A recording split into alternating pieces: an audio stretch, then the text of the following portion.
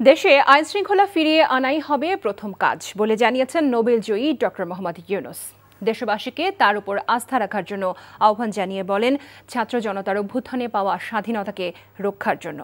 ফ্রান্সের প্যারিস থেকে ঢাকার হজরত শাহজালাল আন্তর্জাতিক বিমানবন্দরে নেমে তিনি এসব কথা বলেন। রিপোর্টে জানাচ্ছেন ফাহাদ মোহাম্মদ।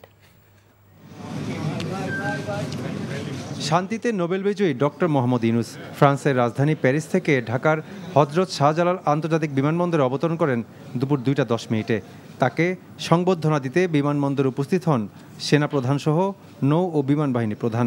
ছিলেন বৈষম্য বিরোধী ছাত্র আন্দোলনের নেতৃবৃন্দ, নতুন বাংলাদেশের স্বপ্ন দেখাচ্ছেন যারা। ঢাকায় ফিরে গণমাধ্যমের মুখোমুখি হয়ে ডক্টর ইউনূস বলেন, আইন শৃঙ্খলা রক্ষা করাই হবে তার প্রথম কাজ। কারোর উপর কোনো হামলা যাতে না হয় সেই আহ্বান জানান তিনি। আইন শৃঙ্খলা ব্যাঘাত হচ্ছে, মানুষকে আক্রমণ করছে, ঘরবাড়ি জ্বালিয়ে দিচ্ছে, সম্পদ জ্বালিয়ে নষ্ট করছে, চুরি করছে, দিয়ে যাচ্ছে, অফিস আদালতে আক্রমণ করছে, সংখ্যালঘুদের উপর আক্রমণ করছে, হিন্দু, বৌদ্ধ, খ্রিস্টান, আহমদিয়া সবার উপর আক্রমণ করছে।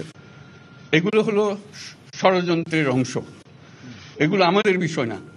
আমাদের কাজ হলো এটাকে রক্ষা করা, সবাইকে রক্ষা করা, এটাকে প্রতিটি মানুষ আমাদের ভাই, আমাদের বোন, তাদেরকে রক্ষা করা এবং আমাদের একটা শৃঙ্খলা ফিরিয়ে আসা। দেশবাসীর কাছে আমার আবেদন, আপনারা যদি আমার উপরে বিশ্বাস রাখেন,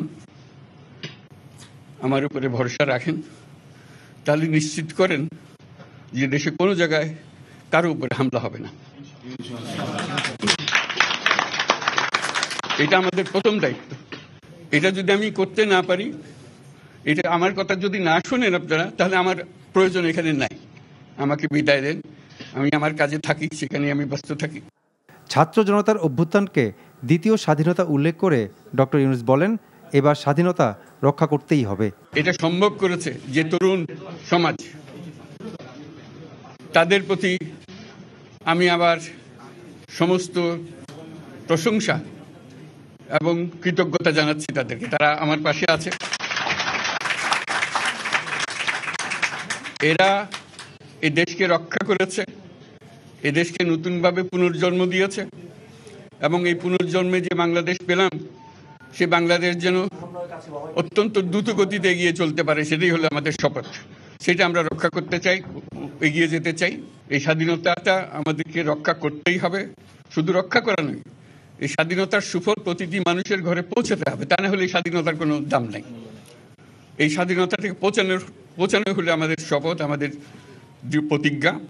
সহিংসতায় আবু সাইদের কথা উল্লেখ করতে গিয়ে আবেগ আপ্লুত হয়ে পড়েন ডক্টর মোহাম্মদ ইউনূস।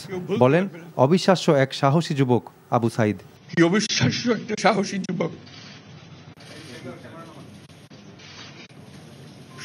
বন্দুকের সামনে দাঁড়িয়ে আছে এবং তারপরে থেকে কোনো যুবক, কোনো যুবতী আর হার মানে নাই, সামনে গিয়ে আছে এবং বলছি, যত গুলি মারতে পারো, আমরা আছি।